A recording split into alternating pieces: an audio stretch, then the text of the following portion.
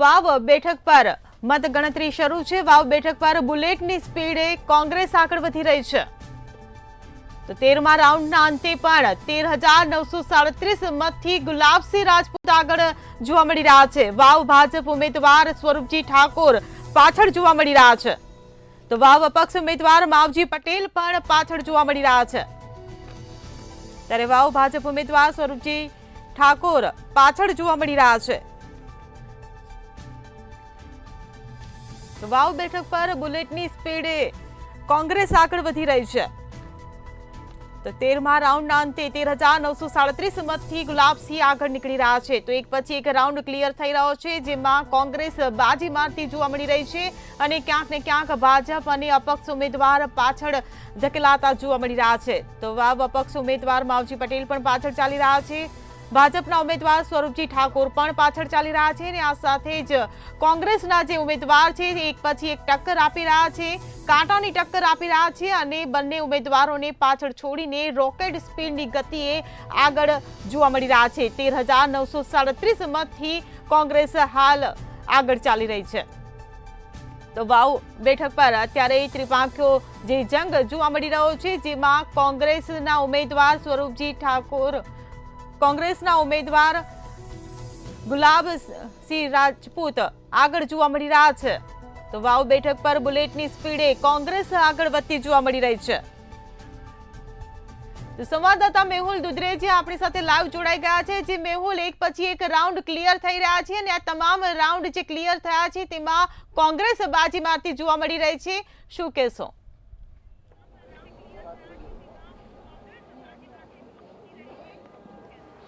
જે પ્રમાણે વાવની અંદર જે 23 જેટલા જે રાઉન્ડ છે તે પૈકીના જે રાઉન્ડ છે તેની ગણતરી જે એક બાદ એક જે આગળ વધી રહી છે, તેની અંદર 13,900 એટલે કે 14,000 જેટલા જે મતો છે તેની લીડ છે તે સુપર સ્પીડથી જે ગુલાબસિંહ રાજપૂત છે તે આગળ વધી રહ્યા છે। મતોની જે લીડ જે અત્યારે વધી રહી છે તેનાથી લાગી રહ્યું છે કે જે તરફ તેની જે વિજય કૂચ છે તે આગળ જોવા મળી રહી છે। જે પ્રમાણે જે એક આશા હતી અને સાથે ત્રિપાંખીયો જંગ પણ જે હતો અને સાથે પ્રચાર અને પ્રસાર જે છે તે જે પ્રમાણે કરવામાં આવ્યો હતો તેને લઈને લાગી રહ્યું છે કે કોંગ્રેસ જે છે આ સીટ જે અત્યારે આગળ વધી રહી છે તેની અંદર એવું લાગી રહ્યું છે કે કોંગ્રેસનું પલડું અત્યારે હાલ ભારે જોવા મળી રહ્યું છે। અને એક બાદ એક જે બૂથના જે ઈવીએમ જે મશીનો ખુલી રહ્યા છે તેની અંદર જે ગુલાબસિંહ રાજપૂતની જે આવડી મોટી જે જીત જોવા મળી રહી છે, એક તરફ 14,000નો જે બંને વચ્ચેનો જે ડિફરન્સ, કારણ કે ભાજપ અને કોંગ્રેસ વચ્ચે જ હાલ અત્યારે કાંટેકી ટક્કર જોવા મળે છે, જે 14,000 જેટલો જે ડિફરન્સ પડ્યો છે માટે આ ખૂબ જ મોટો આંકડો જે છે તે કહી શકાય। પરંતુ પણ જે ઘણા બધા વિસ્તારોના જે ખાસ કરીને ભાભર વિસ્તાર જે છે જ્યાં ભાજપની પકડ વધારે છે અને સાથે ગેનીબેનનું જે ગામ પણ જે ભાભર કહેવાય છે, ત્યારે આ વિસ્તારમાં પણ કાંટેકી ટક્કર જોવા મળશે, કારણ કે હવે એક બાદ એક જે રાઉન્ડ જે શરૂ થવાના છે તે ભાભર વિસ્તારના શરૂ થવાના છે। હાલ વાવ અને સુઈગામ વિસ્તારના જે બૂથો હતા તેનું જે પરિણામ જે છે ઈવીએમનું ત્યાં આંકડા જે અત્યારે જાહેર થયા છે, પરંતુ જે ભાભરનું જે છે તે ખૂબ જ મહત્વપૂર્ણ જે કહી શકાશે, કારણ કે આ આંકડા જે છે જે ઈવીએમની અંદર જે ખુલશે ત્યારે કેટલા મતોથી કોણ જીતે છે અને સાથે સાથે એક જે પાતળી સરેરાશ જીતનો જે આંકડો છે તે પણ જોવા મળી શકે છે। કારણ કે ભાભરની અંદર જે ભાજપે પણ પોતાનું જે એડી ચોટીનું જોર લગાવ્યું હતું, તો સાથે ગેનીબેને પણ પોતાનો જે વિસ્તાર હોવાના લીધે તેણે પણ એડી ચોટીનું જોર લગાવ્યું અને સાથે જ ઠાકોર મતને પોતાની તરફેણમાં કરવા માટેનો જે પ્રયાસ જે છે તે કરવામાં આવે તેના ભાગરૂપે હવે જ્યારે ભાભર વિસ્તારના જે મત જે ખુલવાના છે ઈવીએમ, ત્યારે એ ખબર પડશે કે કોની જીત થવાની છે। એટલે કે લગભગ હમણાં 2 કે 3 કલાકની અંદર આખું જે પિક્ચર જે છે તે સ્પષ્ટ થઈ જશે અને સાથે જે કોણ ફરી વખત પરિવર્તન થાય છે, પુનરાવર્તન, તે હમણાં ચિત્ર જે છે 2 થી 3 કલાકમાં ક્લિયર થઈ જશે। જી મેહુલ, સમગ્ર માહિતી બદલ આભાર। તો વાવ ભાજપ ઉમેદવાર સ્વરૂપજી ઠાકોર પાછળ જોવા મળી રહ્યા છે, વાવ અપક્ષ ઉમેદવાર માવજી પટેલ પાછળ જોવા મળી રહ્યા છે અને આ બંને ઉમેદવારોને પાછળ છોડીને કોંગ્રેસના ઉમેદવાર આગળ જોવા મળી રહ્યા છે। તો કોંગ્રેસના ઉમેદવાર ગુલાબસિંહ રાજપૂત અત્યારે લીડ કરી રહ્યા છે। વાવ બેઠક પર બુલેટની સ્પીડે તેઓ આગળ વધી રહ્યા છે, કોંગ્રેસ આગળ વધી રહી છે। તો 13મા રાઉન્ડના અંતે 13,937 મતથી ગુલાબસિંહ આગળ। તો વાવ ભાજપ ઉમેદવાર સ્વરૂપજી ઠાકોર પાછળ જોવા મળી રહ્યા છે, વાવ અપક્ષ ઉમેદવાર માવજી પટેલ પાછળ જોવા મળી રહ્યા છે। ત્યારે ભાજપના ઉમેદવાર સ્વરૂપજી ઠાકોર પણ પાછળ જોવા મળી રહ્યા છે। તો આ ત્રિપાંખ્યા જંગમાં કોંગ્રેસ આગળ નીકળતી જોવા મળી રહી છે. તો આ મોટા સમાચાર. કેન્દ્રીય ગૃહમંત્રી અમિત શાહે ફડણવીસ જોડે વાત કરી. અમિત શાહે શિંદે અને અજીત પવાર જોડે વાત કરી. તો અમિત શાહે ત્રણેય નેતાઓને જીતની શુભકામના પાઠવી છે. તો અમિત શાહે શિંદે અને અજીત પવાર જોડે વાત કરી.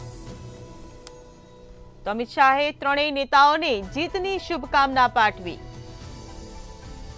તો જે પ્રકારે આંકડા સામે આવી રહ્યા છે તેને લઈને ગૃહમંત્રી અમિત શાહે ફડણવીસ જોડે વાત કરી છે અને ઉમેદવારોને જીતની શુભકામના પાઠવી છે. અમિત શાહે શિંદે અને અજીત પવાર જોડે વાત કરી હોવાનું સામે આવ્યું છે. ત્રણેય નેતાઓને જીતની અમિત શાહે શુભકામના પાઠવી છે.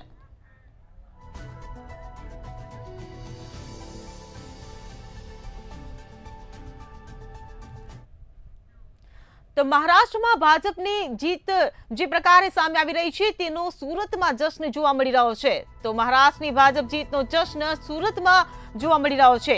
બટોગે તો કટોગે, એક રહોગે તો સેફ રહોગે ના સૂત્રો અહીંયા જોવા મળી રહ્યા છે. તો લોકોએ ભાજપને સાથ આપ્યો તેવું મુકેશ દલાલે નિવેદન આપ્યું છે. તો મહારાષ્ટ્રની જનતાએ સનાતન ધર્મને સાથ આપ્યો હોવાનું મુકેશ દલાલ દ્વારા નિવેદન આપવામાં આવ્યું છે. તો સુરતથી આ સમાચાર. મહારાષ્ટ્રની ભાજપ જીતનો જશ્ન સુરતમાં પણ મનાવવામાં આવી રહ્યો છે. સુરતમાં ફટાકડા ફોડીને જીતનો જશ્ન મનાવવામાં આવી રહ્યો છે. કાર્યકર્તાઓમાં પણ ઉત્સાહનો માહોલ જોવા મળી રહ્યો છે.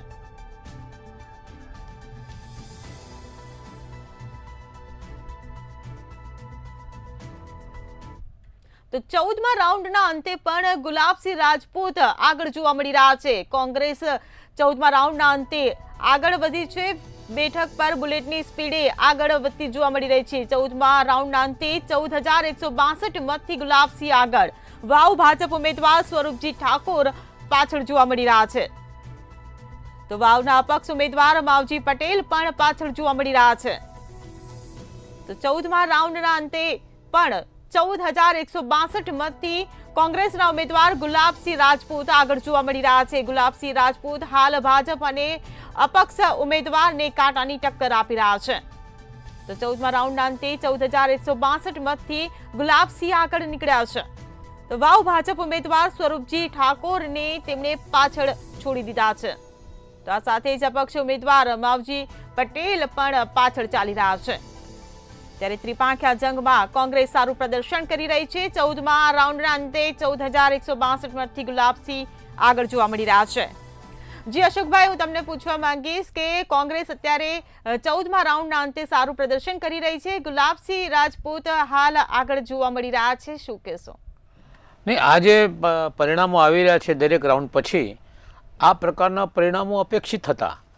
અમે સમજતા હતા અને જાણતા જ હતા કે વાવની પ્રજા જે છે એ પરંપરાગત રીતે કોંગ્રેસની પડખે છે.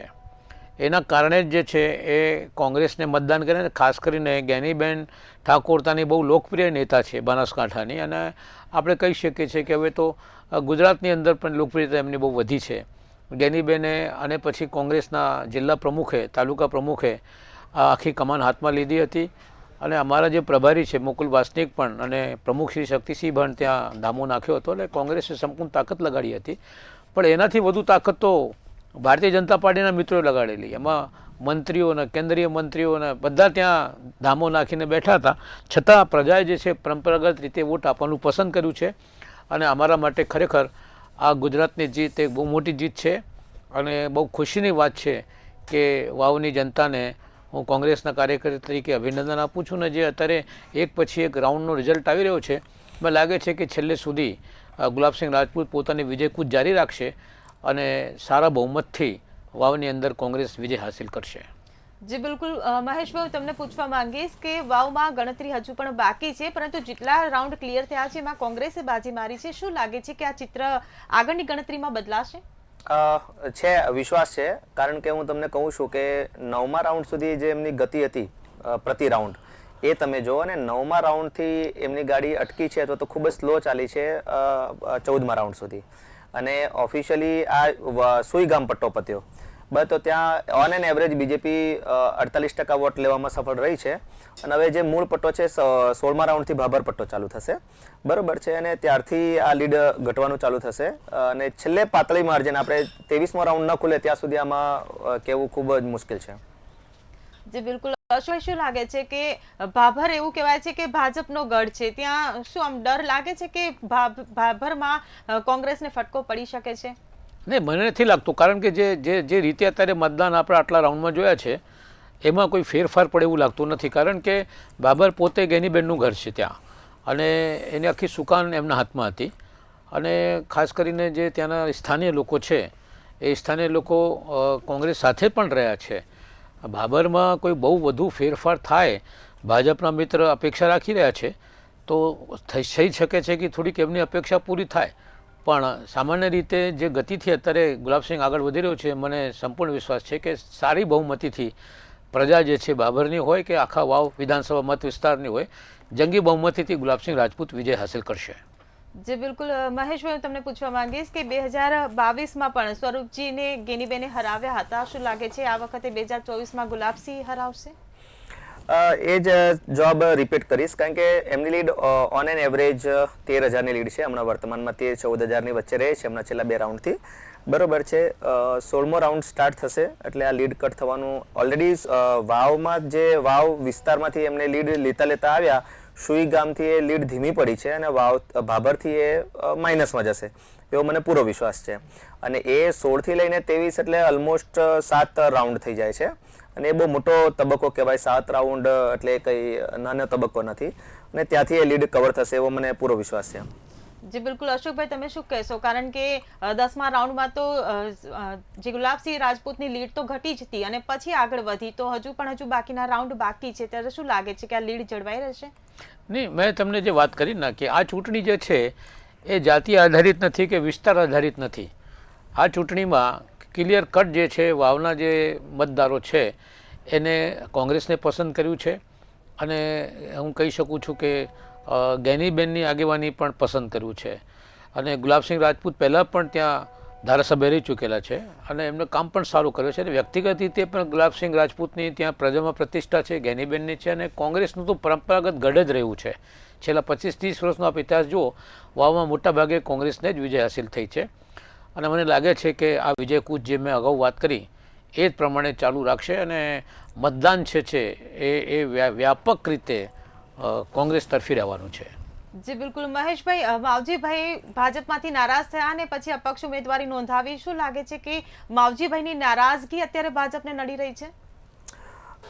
એવું તો આપણે એટલે મતલબ ચૂંટણી જ્યારે મેદાન એક વખત બની જાય અને ત્યાં દાવેદારો બધા નક્કી થઈ જાય, હવે એમણે એમની રીતે નક્કી જ કર્યું હોય કે મારે અપક્ષ લડવું છે, તો પછી અમારા માટે તો કોંગ્રેસ બી એ જ અને માવજીભાઈ બી એ જ, બરોબર છે. એટલે એના આધારે હાર જીત નક્કી કરવી એ એવું અમે નથી માનતા, પણ છતાં બી એમના ફેક્ટર સંપૂર્ણ પરિણામ આવે પછી જ આપણે કયાસ લગાડવો પડે કે એમના વોટિંગ કોના કપાયા ને કોના નહીં.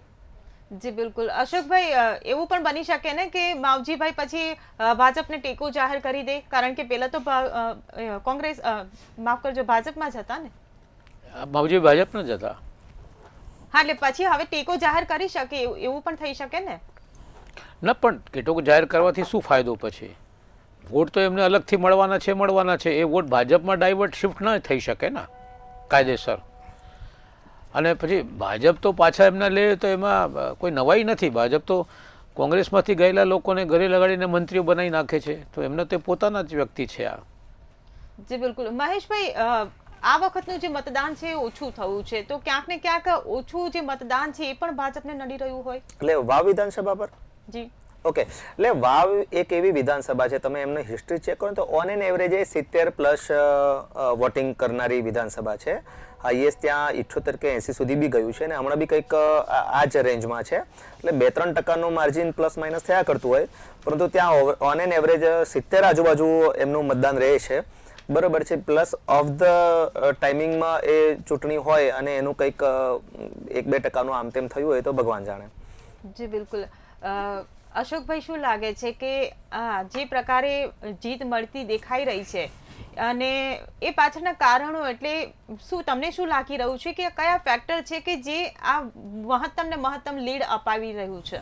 નહીં, મને લાગે છે એમાં જે મેં અગાઉ વાત કરી કે સૌથી પહેલાં વાવનું 25-30 વર્ષનું જે ઇતિહાસ છે એમાં મોટે ભાગે ત્યાંના મતદારોએ કોંગ્રેસને જ ટેકો આપેલો છે અને કોંગ્રેસ તરફી રહ્યા છે. ગઈ ચૂંટણીની અંદર પણ ગેનીબેન વિધાનસભામાં ત્યાં જીતી હતી અને લોકસભામાં પણ ત્યાંથી જીત્યા છે. અને અત્યારે પણ જે આખી ચૂંટણી છે એ ચૂંટણીની અંદર કોંગ્રેસના સમગ્ર કાર્યકર્તાઓ અને ગેનીબેન પોતે ગુલાબસિંહ અને મેં જે વાત કરી કે અમારા પ્રભારી મુકુલ વાસનિકથી માંડીને ત્યાં લોકો વચ્ચે ગયા હતા. એટલે આ બધા કારણોથી પ્રજા જે છે એ કોંગ્રેસને પડખે ઊભી રહેશે એ શરૂથી જ અમને વિશ્વાસ હતો. અત્યારે નહીં, ચૂંટણી પહેલાંથી જ અમારેથી જ્યારે કોઈ પૂછતા તમે કહેતા હતા કે નહીં વાવ પેટા ચૂંટણીમાં કોંગ્રેસ જીતવાની છે. સાચી વાત છે અને એ સામે અત્યારે આવી રહી છે અને મને લાગે છે કે છેલ્લા રાઉન્ડ સુધી પણ પોતાની સારી લીડ એ જાળવી રાખશે.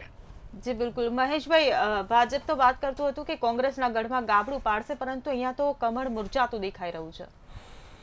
હજુ હું તમને કહું છું કે લગભગ 15મા રાઉન્ડમાં 550 લીડ અમે કાપી છે. જસ્ટ હમણાં જ અપડેટ આપું તમને. અને 16મા રાઉન્ડમાં જસ્ટ અમે પ્રવેશ કર્યો છે.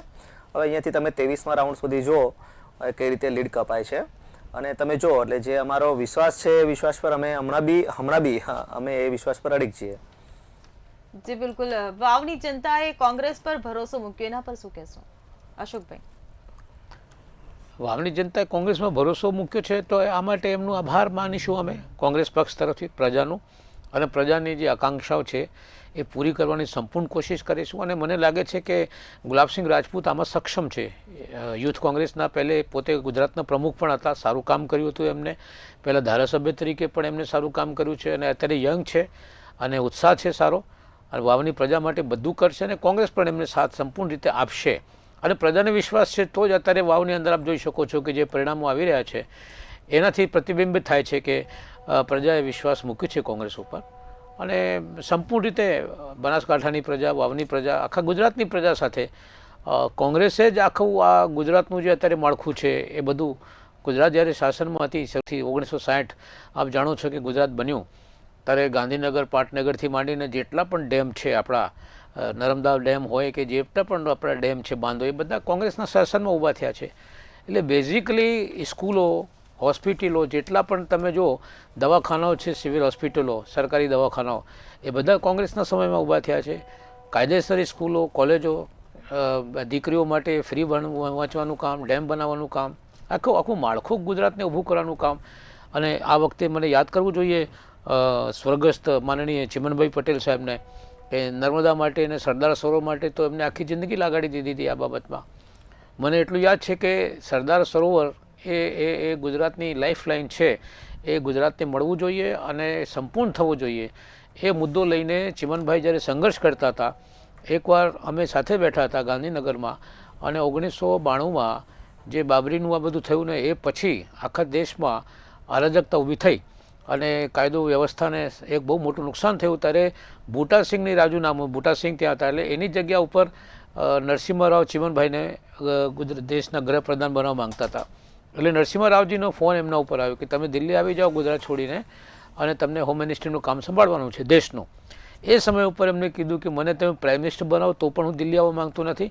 મારી જિંદગીનું પહેલું અને છેલ્લું મકસદ આ છે કે સરદાર સરોવર અને નર્મદા બંધ પૂરો થવો જોઈએ. એટલે એની પાછળ એમને આખી જિંદગી ગાળી દીધી હતી. આપને યાદ હશે કે જાપાને 800 કરોડ રૂપિયાની લોન આપવાનો જ્યારે ઇનકાર કરી દીધું, પહેલાં હા પાડી હતી, ત્યારે ચિમનભાઈ એમ કીધું કે કસૂરો લઈને લોકો પાસે ભીખ માંગીશ પણ નર્મદાનું હું કામ પૂરું કરીશ, અને એમની હયાતીમાં કામ પૂરું થયું છે. જી બિલકુલ. મહેશભાઈ, સાથે સાથે આપણે મહારાષ્ટ્ર અને ઝારખંડના પરિણામો પર પણ વાત કરીશું કે મહારાષ્ટ્રમાં જે પ્રકારે ભાજપ આગળ રહી અને જે લીડ સાથે આગળ રહી છે, ત્યારે એની પાછળ તમે કયા કારણો બતાવશો?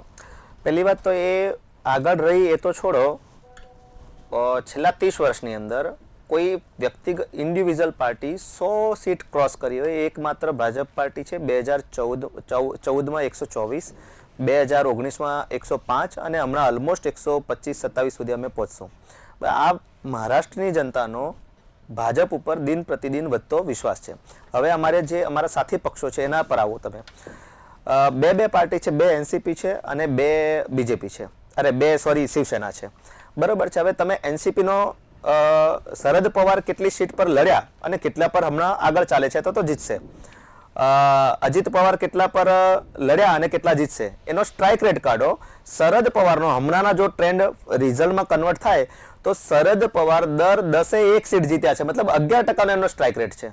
હવે તમે વિચાર કરો, અને શરદ પવારને ઉદ્ધવ ઠાકરે એટલી સીટ પર જીતે છે એના કરતા તો અધર્સ મતલબ અન્ય વધારે છે. હવે આ લોકોની સ્થિતિ કેવી થઈ છે? આ શું છે? તો બે વસ્તુ છે. એક વસ્તુ એવું છે કે ભાઈ અમારા જેટલા બી પોઝિટિવ પોઈન્ટ છે અથવા તો અમારા જે બી કામો છે એના પર વિશ્વાસ, અને બીજું આ લોકોએ જે કોરોના પીરિયડ દરમિયાન જે 1.5-2 વર્ષની સરકાર ચલાવી અને જે મતલબ જે રીતે અસ્તવ્યસ્ત સરકાર ચલાવી, બરાબર છે. તમે કોઈ વગર કારણે ખાલી એક અભિનેત્રી ભાજપ અટકાવવા માંગીશ આપને. તો વાવ બેઠક પર કોંગ્રેસની બુલેટની સ્પીડ ઘટી. તો 16મા રાઉન્ડના અંતે 12,537 મતથી ગુલાબસિંહ આગળ. વાવ ભાજપ ઉમેદવાર સ્વરૂપજી ઠાકોર પાછળ જોવા મળી રહ્યા છે. તો વાવ અપક્ષ ઉમેદવાર માવજી પટેલ પાછળ જોવા મળી રહ્યા છે. તો વાવ ભાજપ ઉમેદવાર સ્વરૂપજી ઠાકોર પાછળ જોવા મળી રહ્યા છે.